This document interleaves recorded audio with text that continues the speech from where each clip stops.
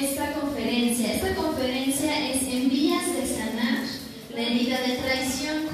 Solo a manera de resumen, la herida de traición se da porque el niño, la niña, perciben que dentro de su entorno familiar, estos familiares más cercanos, los papás o los cuidadores, le han traicionado de alguna manera, le han engañado, no han cumplido sus promesas. Entonces el niño o la niña se empieza a sentir engañado. Entonces empieza a generar la herida de traición. También cuando llega un hermanito nuevo, un niño que era único en la familia, cuando llega un hermano nuevo se siente traicionado porque ese lugar que tenía antes lo deja de tener como hijo único. Hay diferentes circunstancias en la vida que hacen sentir a las personas engañadas. Si esas circunstancias son muy significativas, las personas generan la herida de traición. La máscara que se genera por la herida de traición es la de... ¿Cuál es la máscara? Controlador, perfecto. Controlador porque esta persona se manifiesta hacia los demás de manera controladora para tratar de evitar que los otros le engañen, lo traicionen. Trata de tener todo bajo su control, todo bajo su mando, para evitar que otras personas lo traicionen o lo engañen.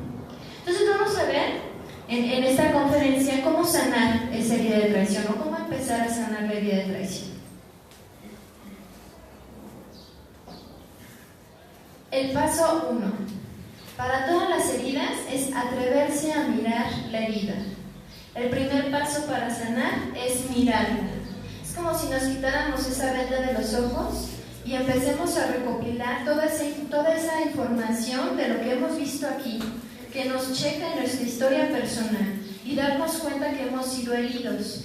Es importante reconocer y retomar que las personas que nos hieren generalmente pues son nuestros padres o nuestros cuidadores, que esto es una manera inconsciente, es decir, no es de manera voluntaria, que nuestros padres o cuidadores también fueron heridos a su vez por sus padres o sus cuidadores, y entonces es una repetición de patrones.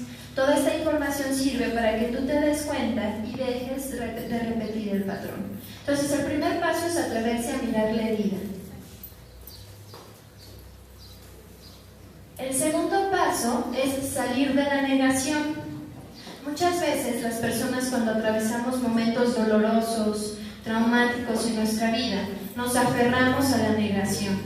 Sin embargo, el aferrarse a la negación impedirá que nosotros iniciemos el proceso de perdón. Es una manera inconsciente como de defendernos, de cuidarnos, de protegernos de ese dolor que nos causa eso que nos está hiriendo. Sin embargo, el entrar en un proceso de aquí no pasó nada, no va a ayudarte a que tú puedas empezar a sanar. Es como si estuvieras cegado. Entonces la invitación es que te atrevas a dar el paso y que salgas de esa negación. Si eres de esas personas que todavía minimiza, idealiza, proyecta sus situaciones personales en los demás, es importante que tú te empieces a dar cuenta que lo haces y lo pares de hacer. Acepta que fuiste fuertemente herido o lastimado, quizás fuiste traicionado, fuiste rechazado o abandonado.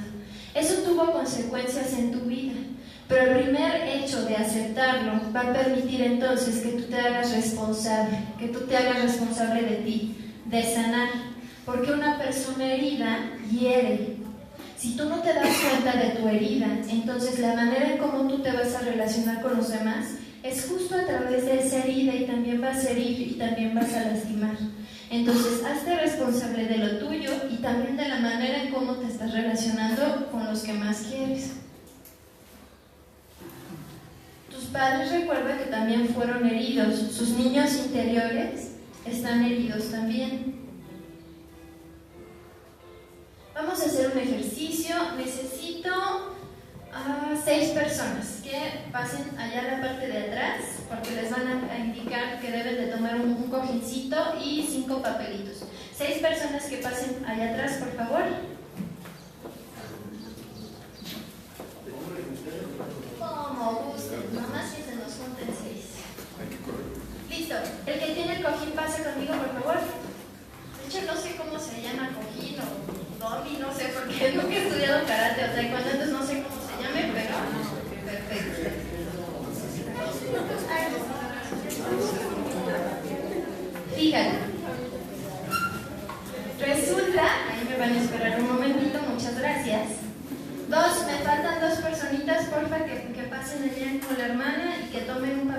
no les va a pasar nada, se los aseguro. Nomás no pegarlo, es todo. ¿Quién me ayuda, por favor? Pero él me dijo que sí. ¿Uno más? Gracias. Eso todo. Fíjate bien, resulta que nuestra mente, para mantener nuestro balance psicológico, genera mecanismos de defensa. Es como si este cojín, lo vamos a subir un poquito, fuera una defensa, un escudo para protegernos de lo que vivimos. Entonces, hay diferentes tipos de mecanismos de defensa. No vamos a verlos todos hoy, pero vamos a ver algunos que nosotros consideramos significativos. De hecho, hay una clasificación de que son mecanismos más primitivos o primarios y secundarios, y esa parte no la vamos a revisar hoy. Solamente quiero que nos quede bien claro que un mecanismo de defensa es un mecanismo inconsciente que produce nuestra mente para tratar de minimizar las consecuencias de algún evento traumático o doloroso. Vivimos una experiencia dolorosa o hiriente y nuestra mente empieza a generar mecanismos para poder sobrevivir. Eso permite al ser humano poder seguir en su funcionamiento normal. Por ejemplo, cuando un familiar cercano que amamos mucho fallece, aquí entran nuestros escudos y mecanismos de defensa. Podría ser a lo mejor que entre la negación. Y entonces, esa persona, cuando se le pregunta acerca de ese familiar que falleció, dice que no es verdad, que lo acaba de ver el día anterior y que esa persona está viva. Como que no le entra esa parte, esa información, no la quiere aceptar, entonces la niega rotundamente. Pero este es un mecanismo inconsciente que genera la mente para proteger a esa persona del dolor que experimenta. Entonces, ahí va. Mecanismo, ahí va. Ajá. Ahí está lo que les explicaba, lo que son los mecanismos de defensa. Y por ahí, ¿quién tiene represión? ¿Quién tiene, no haces regresión? Represión, gracias. Pasa por favor y ponlo. Bien, muchísimas gracias. Puedes tomar asiento, ya ven, no les iba a pasar. Eso era todo y nos tardamos mucho para que pasara. Fíjate bien, la represión. ¿Qué es la represión? Es un mecanismo de defensa a través del cual nuestra mente borra o suprime de nuestra mente eventos o pensamientos dolorosos. Borra, como esas partes que te pasan a ti y que no sabes ni cuándo sucedió. Por ejemplo, cuando no recuerdas tu infancia, cuando no recuerdas a algún familiar, porque a lo mejor viviste una experiencia tan dolorosa con esa persona que tu mente lo reprime. Y es como si nunca hubiera pasado. Por ejemplo, recientemente tuve una paciente, sale con alguna amiguita a un tema donde la amiguita comenta que no le gusta ir a una fiesta con ciertas personas porque le tocaron la pompi. Entonces esta niña empieza a sentir mucho enojo y mucho rencor. Y cuando hace contacto con su emoción y trata de entender de dónde viene eso, se da cuenta que eso viene de una experiencia previa que tuvo con un familiar, donde un familiar la toca sus genitales. Entonces, esa parte dices que es como si lo hubiera borrado. Yo no sabía que eso había pasado hasta que mi amiga contó eso de la pompi, entonces ya se me activó el recuerdo. Eso es la represión. Obviamente para la niña, una chica, una adolescente, eso tenía que protegerlo para no sentir ese dolor, ese rencor, ese sufrimiento. Esa es la represión. Siguiente, proyección. ¿Quién tiene proyección?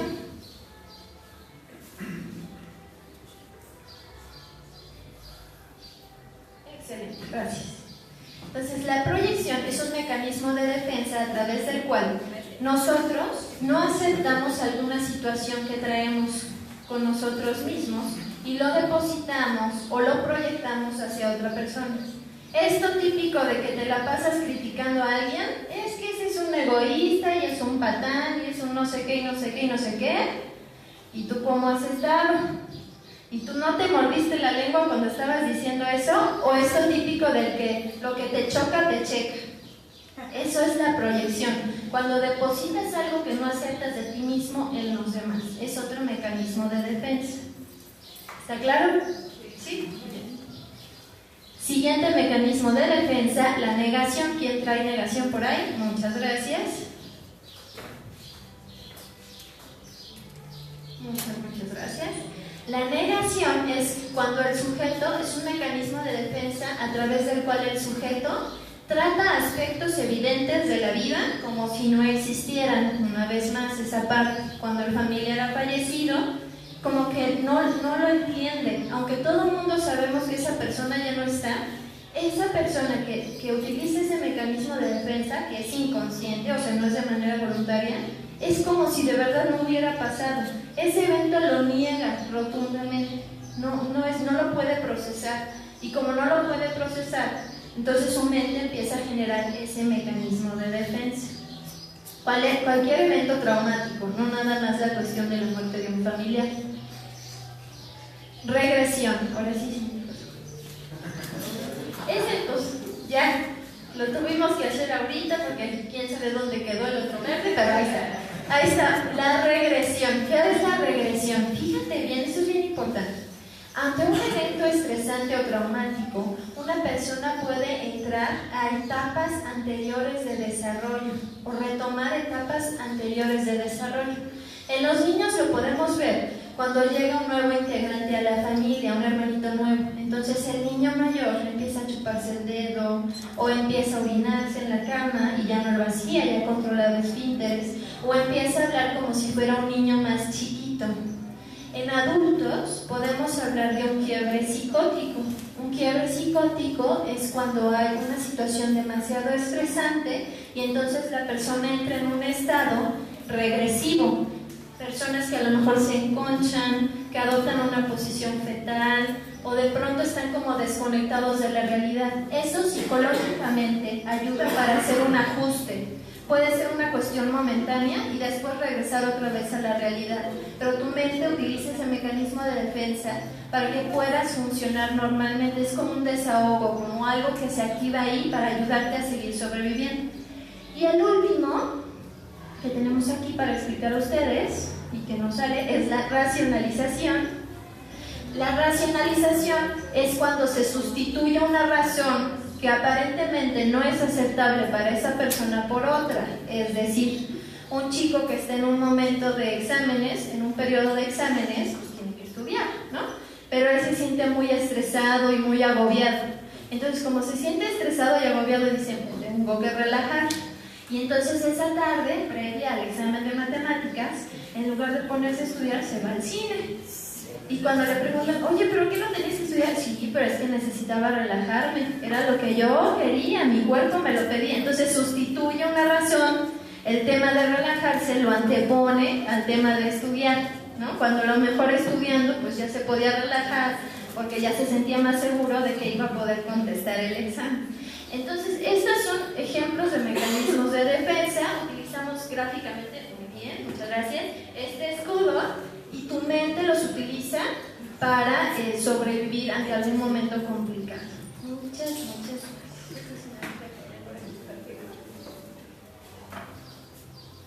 Un aplauso a todo lo que pasa.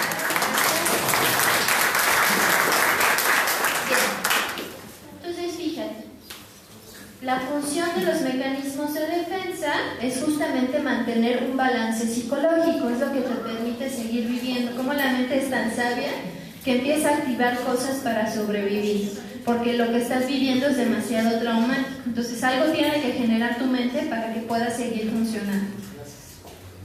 Cuando estas técnicas ya no funcionan, cuando estos mecanismos ya no funcionan, lo que empieza a pasar con nosotros es, por ejemplo, una respuesta de estrés. Ya cuando estás viviendo un estrés muy fuerte, e incluso puedes tener respuestas neuróticas como la depresión o como la ansiedad, que generalmente esas situaciones van acompañadas de síntomas físicos: pérdida de apetito, pérdida de sueño, úlceras gástricas.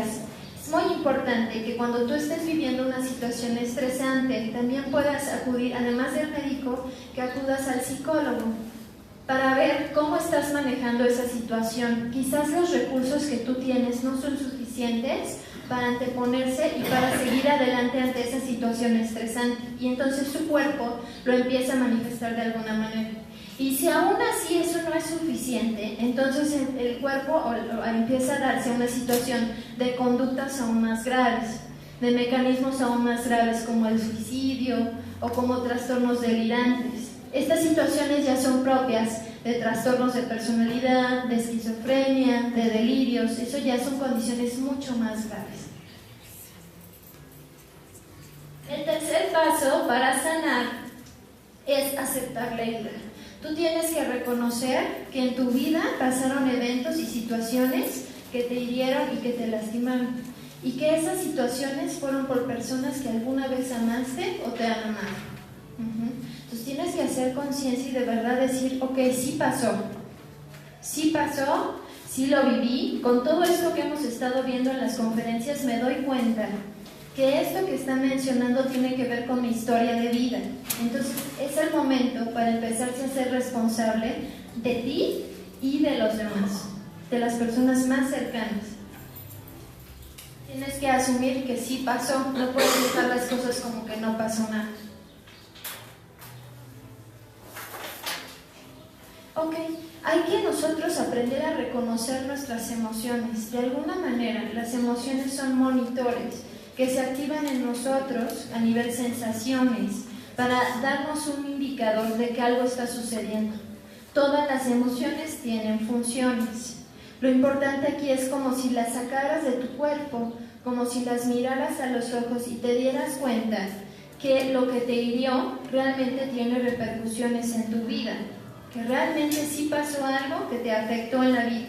Pero si tú te aferras a negarlo, es como si no entendieras que estás en un momento de crisis o un momento crítico. Y entonces el negar la crisis haría que tú no puedas empezar a sanar. Cuando nosotros vemos un momento de crisis, la crisis nos ayuda a hacer movimientos. Si estamos todos planos, sin ningún movimiento, entonces seguimos la vida como lo hacemos regularmente. Pero cuando nos damos cuenta que estamos en un periodo crítico, eso nos obliga a movernos y a buscar la manera de sanar o resarcir esa situación. Entonces es importante que tú puedas empezar a reconocer tus emociones. El paso 4 para sanar la herida es revisar tu historia personal. Es importante que tú te des cuenta, que tú hagas conciencia a manera de introspección con tu familia. ¿Cómo eran ellos? ¿Cómo eran tus papás? ¿Cómo se relacionaban entre ellos? ¿Cómo se relacionaban contigo? Este tema del control, digamos, no viene gratis. Tú eres controlador o controladora por alguna situación. Hay antecedentes en tu historia familiar. O bien puede ser que hayas tenido padres controladores, o bien que dentro de tu sistema familiar no haya habido una armonía. O también puede ser que tú cuando fuiste niño o niña percibiste que este entorno familiar no era del todo seguro y no te protegía. Entonces tú empezaste a sentirte engañado, desprotegido, solo, y empezaste a generar una herida por esa percepción que tuviste de tu entorno familiar. Entonces échate un clavado a tu historia familiar. Para ello, nosotros como psicólogos utilizamos una representación gráfica de tu familia que llamamos familiograma. Aquí en las fotos, pues, así se puede. Vamos a suponer que mi paciente es esta chica, se llama Alma, por decir. Sí, así nomás. No hay coincidencias, no hay coincidencias aquí. Se llama Alma. Bueno, mi paciente es Alma. ¿Qué tengo que hacer yo? Tengo que indagar en su historia personal y porque viene por un motivo de consulta de insomnio. Alma tiene 30 años y no puede dormir. Ya ha intentado de todo, ya ha tomado pastillas, el médico le mandó estudios y no tiene ninguna condición física. Entonces le dice que es una situación emocional, por ejemplo. Entonces viene conmigo, tiene 30 años. ¿Qué empiezo yo a indagar en la entrevista inicial? Reviso su familia de origen. Pregunto acerca de su padre, pregunto acerca de su madre y me doy cuenta que en su familia de origen está Alma y tiene otra hermana. Pero Alma no está solita, está casada. Entonces se casa con un cuate que se llama Alan. También pregunto acerca de la mamá de Alan, acerca del papá de Alan, y me doy cuenta que Alan tiene un hermano y una hermana. Además, Alan y Alma se casaron y tuvieron 3 hijos. ¿Okay? Ese es un familiograma, está representado con dibujitos. Pero entonces yo empiezo a rastrear cuál es la relación y luego me empiezo a dar cuenta que Alma se parece un poquito a la mamá de Alan.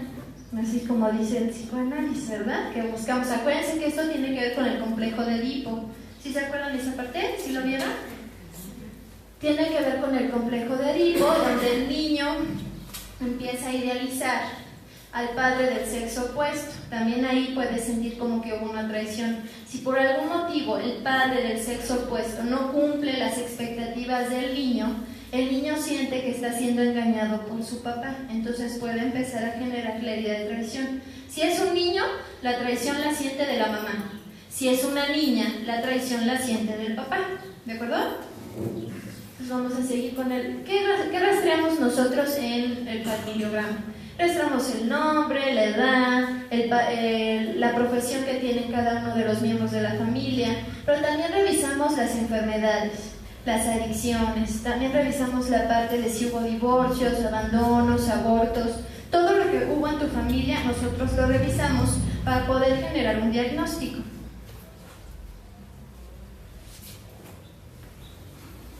¿Cómo lo hacemos? Bueno, hacemos un trazado de tu estructura familiar a través de algunos signos o símbolos, revisamos datos de cada uno de tus familiares y también utilizamos algunas líneas que nos ayuda a ubicar cómo ha sido la relación entre cada uno de los miembros.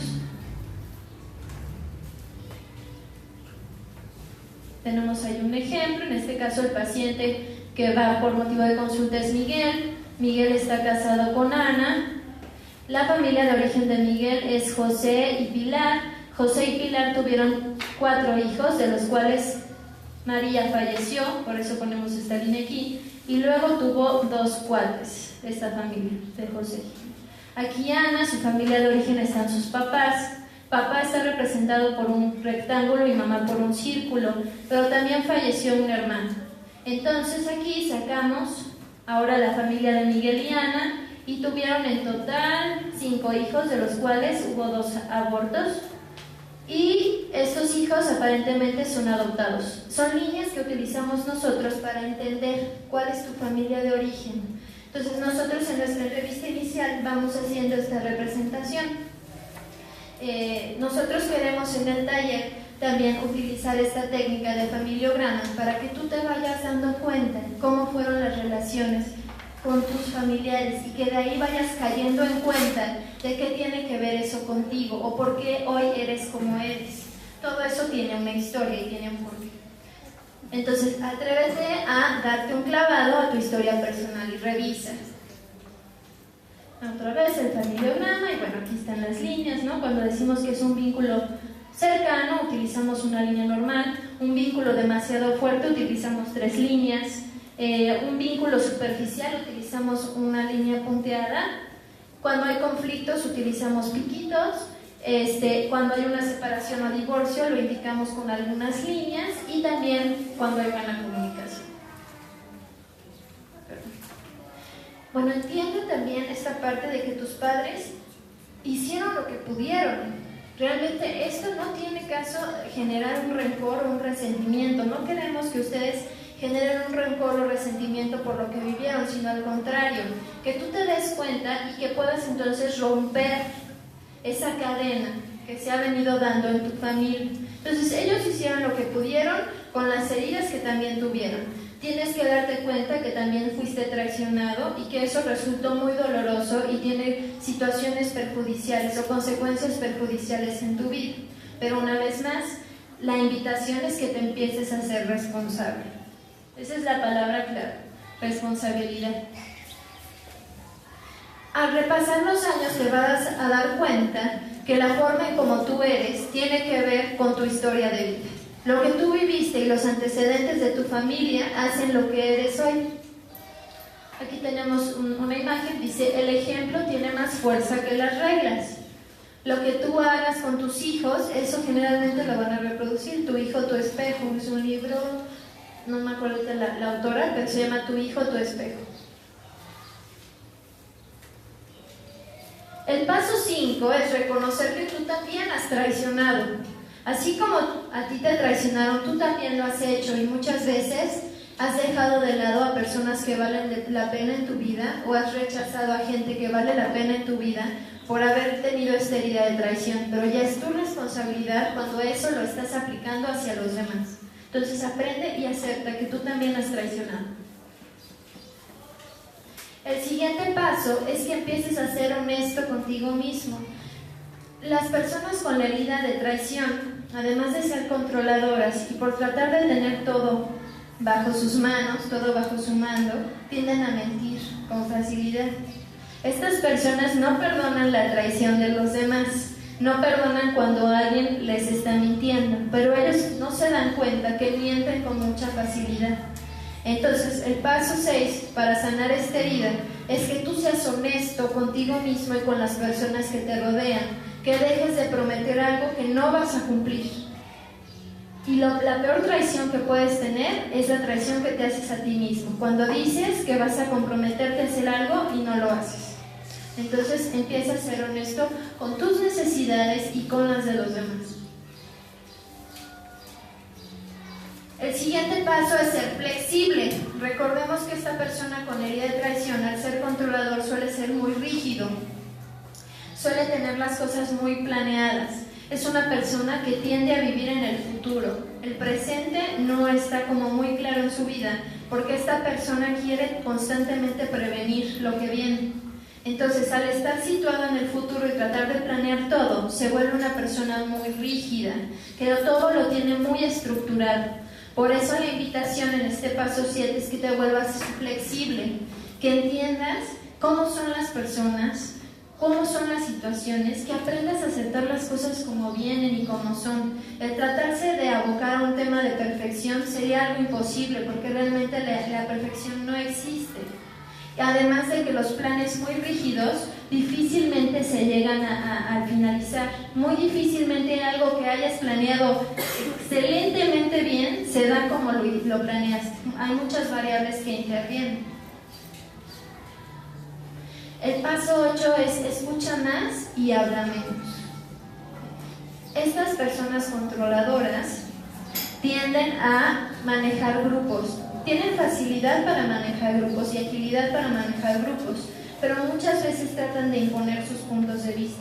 Entonces, cuando tú empiezas a valorar y a confiar en las personas que tienes a tu alrededor, tú te enriqueces como persona porque escuchas otras cosas y a su vez esas personas también se enriquecen de ti. Entonces, deja de ser tan rígido y aprende a escuchar más a las personas que están a tu alrededor. Es como dejar de lado esa parte donde crees que los demás te quieren herir constantemente. Esta persona es una de las personas que más piensa que cuando alguien está rumoreando por ahí o está hablando así en secreto, piensa que es de él, que están hablando en su contra. Esta persona piensa mucho que los demás quieren abusar de él. Entonces esta persona tiene que aprender a relajarse, a vivir las cosas como son y tratar de dejar de controlar todo su entorno.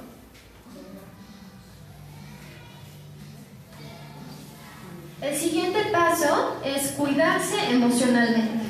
Al ser una persona rígida y controladora, esta persona vive constantemente en la impaciencia, en la irritabilidad. Es una persona que se desespera con mucha facilidad. Entonces, todas estas situaciones lo pueden llevar a un momento de frustración y de enojo, incluso hasta de agresión hacia los demás. Entonces, la propuesta aquí es que aprendas a canalizar tus emociones. ¿Qué significa canalizar tus emociones? Las emociones son energías que sentimos en nuestro cuerpo. Una vez que tú detectes que estás empezando a sentir enojo, frustración, tristeza o cualquier situación, tú deberás buscar alguna actividad que te permita desahogarte, pero sin lastimarte tú ni lastimar a los demás. Puedes salir a caminar, puedes respirar, puedes escuchar música, puedes darte un espacio para hacer algo que te gusta mucho, hacer alguna actividad que disfrutes mucho, como para desconectarte de ese momento. Una de las reglas que les enseño a los niños en la terapia es que se vale sentir enojo. Lo que ya no se vale es agredirse ni agredir a los demás. Entonces, en esa regla, lo que vamos a buscar es canalizar la emoción hacia otras actividades de tal forma que no esté permitida la agresión. Muchas veces estas personas tienden a reaccionar cuando sienten que están por perder el control de la situación. Por eso hay que prevenirlo, hay que estar muy atentos a esas alertas que nos manda nuestro cuerpo, en donde estamos a punto de perder el control y alejarnos de esa situación para no crear más conflicto. Ok, les voy a pedir por favor que cierren sus ojos un momentito.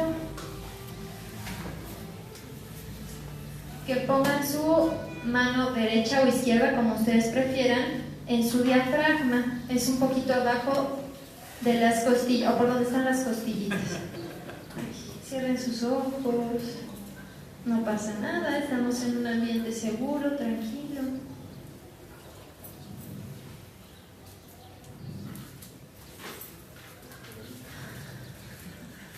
Te voy a pedir que empieces a inhalar por tu nariz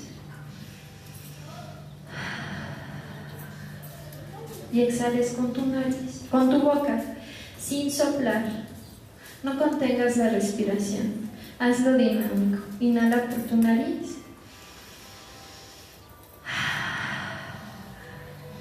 y exhala por tu boca. No trates de controlar tu respiración. Al exhalar por tu boca tendrás que hacer un sonido. Muy bien. Siente el movimiento que hay en tu mano cada vez que metes y sacas aire.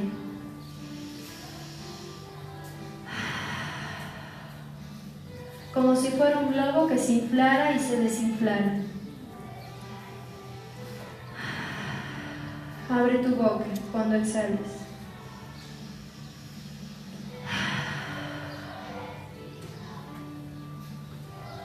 Siente como si todo tu cuerpo se empezara a llenar de aire. Y cada vez que inhales, vas a inhalar paz, amor y tranquilidad. Cada vez que exhales, exhalarás estrés, ansiedad, enojo o preocupación.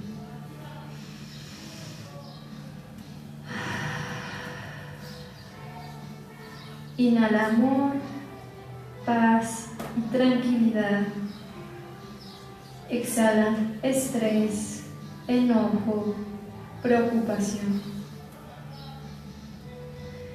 Poco a poco, a tu ritmo, a tu tiempo, puedes abrir tus ojos y regresar a este espacio, a este momento.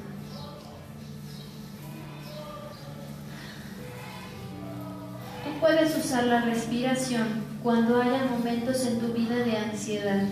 Puedes desconectarte del momento difícil o complicado que estás viviendo y empezar a respirar. La respiración hace que empieces a sacar, en el momento de exhalar, exhalas situaciones que son tóxicas en tu vida. Tienes que hacer un contacto con tu respiración, como si fuera un ritmo.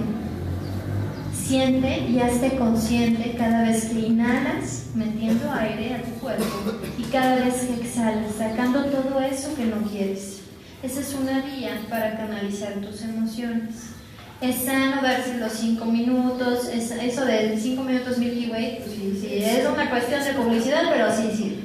¿Ok? Entonces, darse sus espacios para respirar y desconectarse del momento complicado. Vamos a seguir. Okay. El paso 10. Bueno, aprende a delegar. Los controladores quieren tener todo aquí. Todo lo tratan de prevenir, todo tienen, ¿no? Estas mamás que luego se andan quejando de tú no me ayudas en nada, pero tampoco delega. Cuando una persona intenta hacer algo, pues no le permite. No, es que así no se hace, ya ves cómo lo estás haciendo de mal. Espérame. No que querías que te ayudaran, aprende a delegar. Deja que las demás personas hagan las cosas como les salgan. No va a salir perfecto. Sobre todo no va a salir siempre como salga. Pero es imposible que alguien aprenda a hacer las cosas si tú no lo permites. Por ejemplo, o jefes, ¿no? Que les es bien difícil delegar a sus subordinados.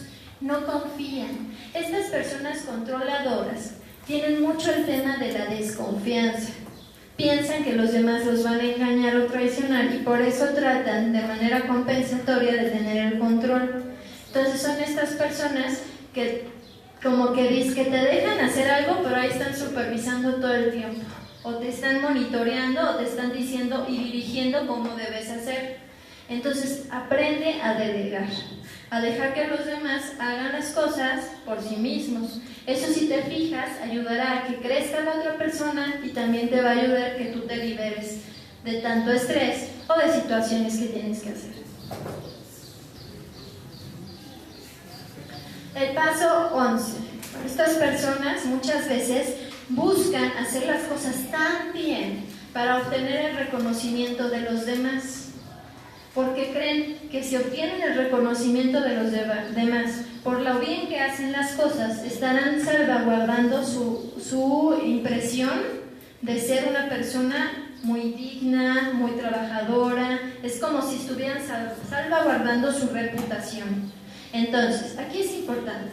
Tú puedes tener un logro o un éxito y no siempre los demás lo van a reconocer. Basta con que tú te sientas orgulloso de lo que hiciste. Cada quien tiene su ritmo y sus propias metas. No es necesario compararse con los demás.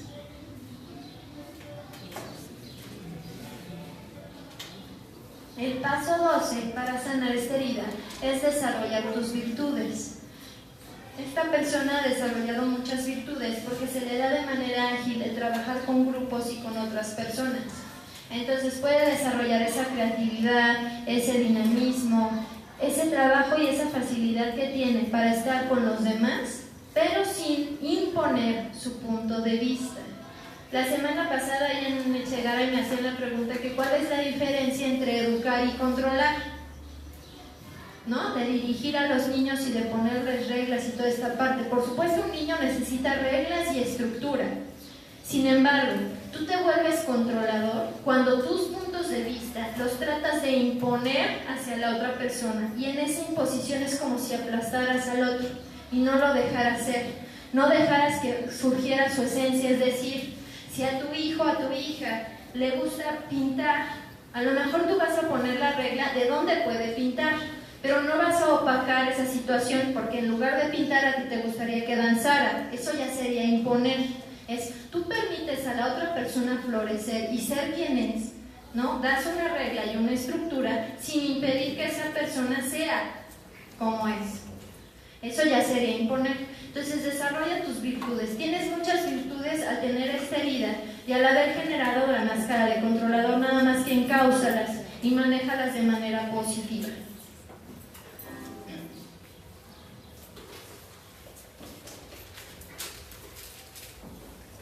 Recuerda que una persona que es controladora, bueno, es hábil para trabajar con los demás, es hábil para trabajar en grupo y fácilmente puede hacer sentir a los demás seguros y protegidos.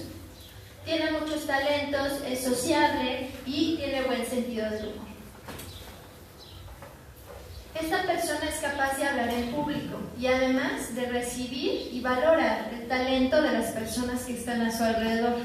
Eso hace a su vez que las personas que están alrededor de esta persona controladora, que está encauzando bien su control, se sientan seguras, se sientan en confianza consigo mismas, porque esa otra persona es capaz de verlo y de reconocerlo y de permitir que exploten sus habilidades.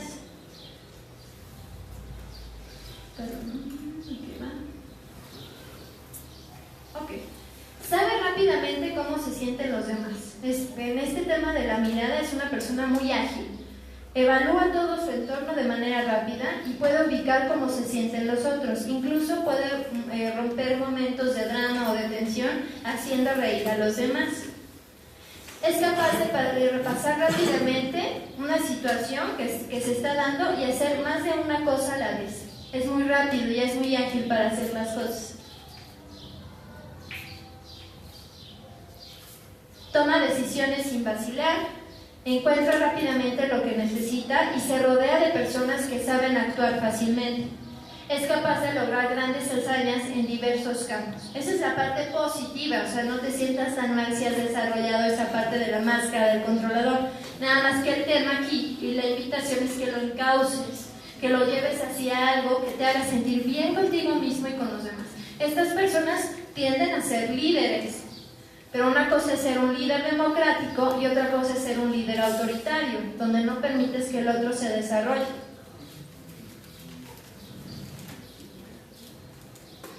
La seguridad que tanto buscas al tratar de tener bajo control a las personas y a tu entorno, la vas a encontrar, esa misma seguridad, cuando tú aprendas a aceptar cómo son las cosas, sin necesidad de imponerte, sin necesidad de estar tratando de tener bajo todo tu control. Tú vas a aprender a tener esa seguridad, aprendiendo a aceptar a los demás y a las situaciones como son y cómo se muestran. Esa decisión te va a llevar a tener paz en lugar de tener la razón. Entonces es ese cuestionamiento: ¿qué deseas? ¿Ser feliz o tener la razón?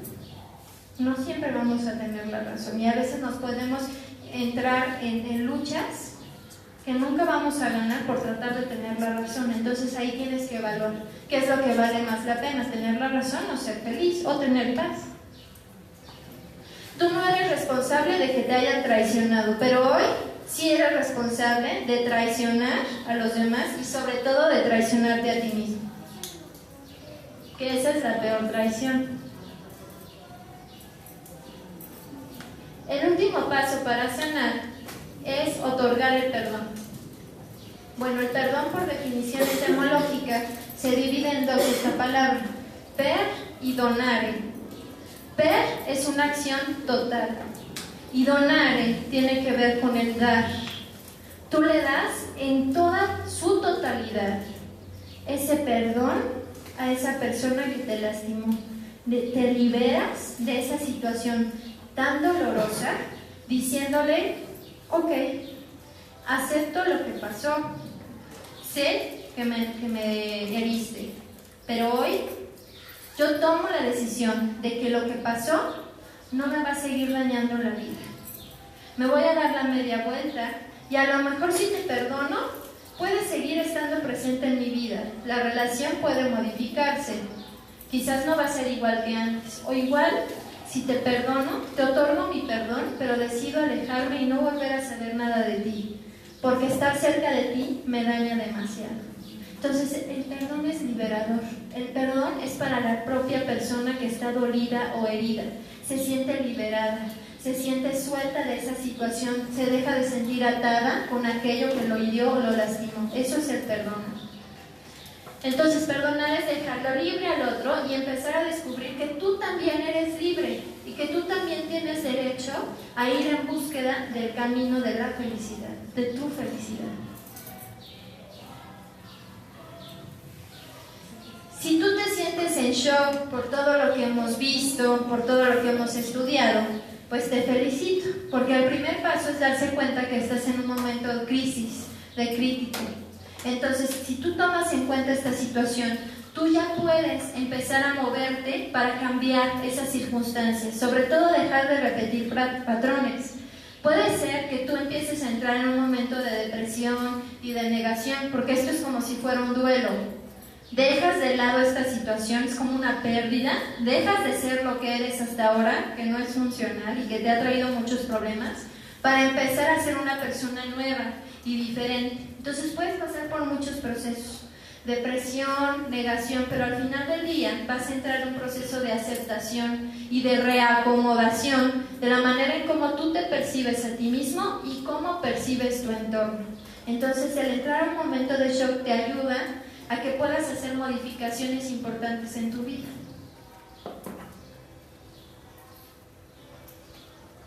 No sé si estén haciendo su inventario, si estén tomando notas.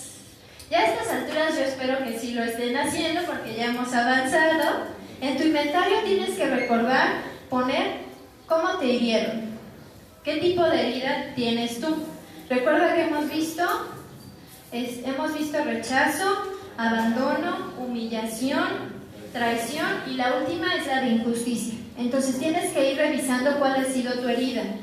¿Qué persona te traicionó? ¿Cómo lo hizo? ¿Qué tipo de cosas hizo que te hirieron? ¿Qué te generó esa herida?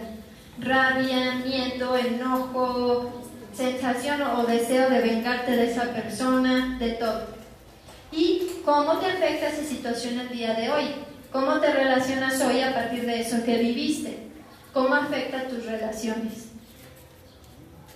Nada más vamos a repasar los pasos para sanar. El primero es atreverse a mirar la herida. El segundo es salir de la negación. El tercero es aceptar la herida. El cuarto es revisar tu historia personal. El quinto es también aceptar que tú has traicionado. El sexto es que seas honesto. Séptimo, ser flexible.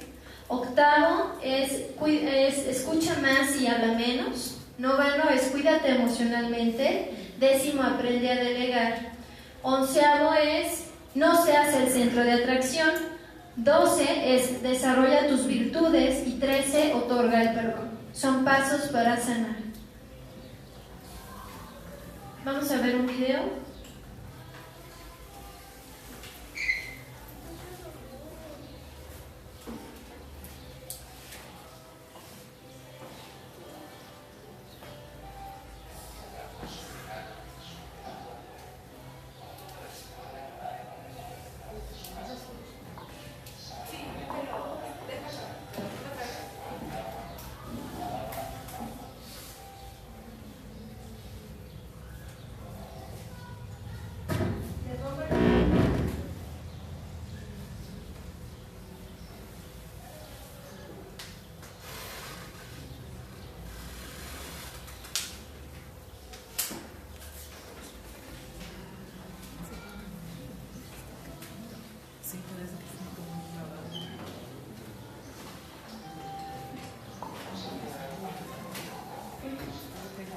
¿Pueden regresar, por favor? ¿Escuchan bien? ¿Será que le pongo el micrófono? A ver si sí se pone el micrófono. ¿No está arriba? ¿Es que está arriba? ¿Aquí? No, en el proyector.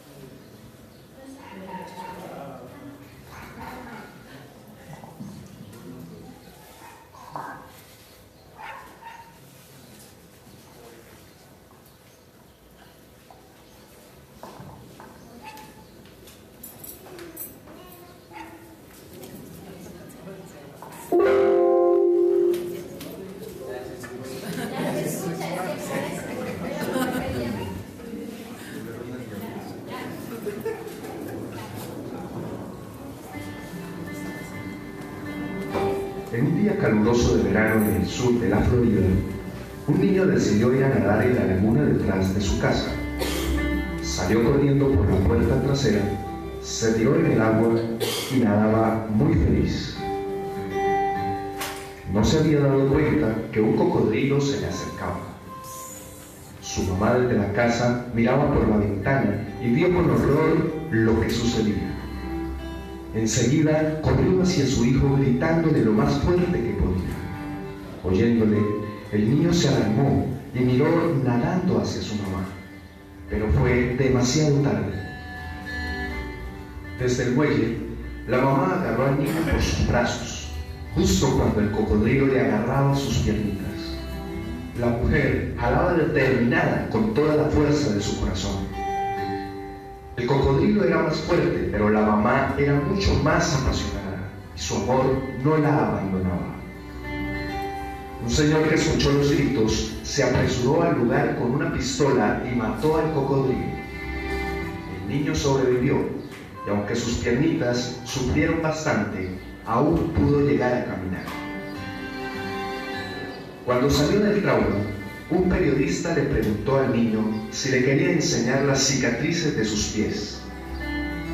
El niño levantó la colcha y se las mostró, pero entonces, con gran orgullo, se remangó las mangas y señalando hacia las cicatrices en sus brazos, le dijo: pero lo que usted debe ver son estas. Eran las marcas de las uñas de su mamá que había presionado con fuerza. Las tengo porque mi mamá nunca me soltó y me salvó la vida. Nosotros también tenemos las cicatrices de un pasado doloroso. Algunas son causadas por nuestros pecados, pero algunas son la huella de que Dios nos ha sostenido con fuerza para que no caigamos en las garras del mal. Y recuerda que si te ha dolido alguna vez el alma, es porque Dios te ha agarrado demasiado fuerte para que no caigas. Si te ha gustado esta reflexión, dale me gusta y compártela con tus amigos en las redes sociales. No olvides suscribirte a mi canal para que veas el nuevo material que publico cada semana.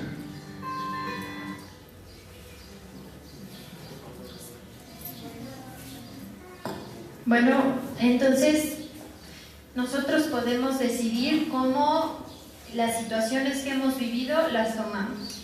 Si las tomamos para victimizarnos, como creer que todo nos va mal en la vida o que nos ha pasado de lo peor, nos anclamos ahí y no salimos del lodo, no salimos del pantano. Es como si nada más asomáramos la cabeza, pero siguiéramos nadando en un lugar que no nos lleva a avanzar a ningún lado. O bien, podemos tomar eso: sí, nos hirieron, sí, tenemos cicatrices, pero esas cicatrices nos hacen ser quienes somos hoy, una persona diferente, una persona reformada. Y además, pues bueno, está Dios, y Dios nos toma cuando más lo necesitamos, pero hay que abrir nuestro corazón. Entonces, ya casi, ok, va a haber una tarea, ya estamos casi por terminar. Necesito, ¿no? Esta tarea le van a dar continuidad con el Dr. Robson la otra semana. Saliendo de aquí, van a elegir una piedra. La piedra con las características que ustedes deseen, del tamaño que ustedes deseen. Estaría bien. No, pero tiene un propósito, ¿ok? Van a elegir una piedra del tamaño que ustedes quieran, como ustedes quieran, y durante esa semana la van a traer cargando con ustedes. No la van a dejar ni un segundo. Si te bañas, bueno, a lo mejor no te la pones aquí en la cabeza, pero la dejas a un lado y otra vez la tomas. No dejas la piedra ni un segundo durante una semana. Y la próxima semana ya van a revisar con el Dr. Robson a qué nos lleva esto y qué reflexiones tenemos de esta actividad. Entonces, ¿qué tienen que buscar de tarea? ¿Y qué tienen que hacer con la piedra? Ok, está bien.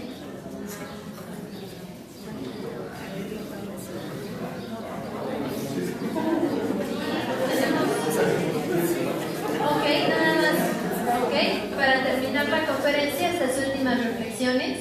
Dice: la infidelidad no solo es engañar o quebrantar un código moral, es lastimar, herir y destruir al semejante. Recuerden que estas personas con herida de traición o bien le huyen a la infidelidad o son infieles para evitar que les sean infieles a ellos. Entonces es una reflexión con respecto a la infidelidad. La infidelidad no solo es engañar o quebrantar un código moral, es lastimar, herir y destruir al semejante. Y la última es: cada dolor te hace más fuerte, cada traición más inteligente, cada desilusión más hábil, cada experiencia más sabia. Entonces depende cómo vivas las cosas y desde qué punto te quieras quedar, si desde el victimez o desde alguien que resurge de esas situaciones y toma la vida de una manera diferente. Eso te ayudaría a ti y ayudaría a las personas que están a tu alrededor. Pues muy bien, muchas gracias. Esa sería esta conferencia en Días de Sanar.